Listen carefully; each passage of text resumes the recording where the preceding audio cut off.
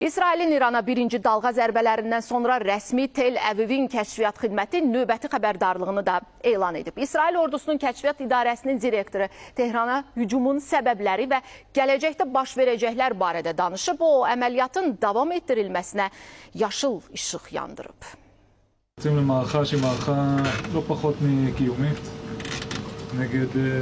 Bizi məhv etməyə çalışan, nüvə inkişafında sürətlə irəliləyən, son dərəcə böyük miqdarda təhlükəli silahların istehsalını inkişaf etdirən düşmənə qarşı mövcudluğumuzu qorumaq üçün bu addımı atmağa məcburduq. Biz bunları azaltmaq, pozmaq və aradan qaldırmaq istəyirik. Kəşfiyyat İdarəsi nüvə irəliləyişi və balistik raketlərin miqdarı ilə bağlı məlumatları əldə etmək üçün çox çalışıb.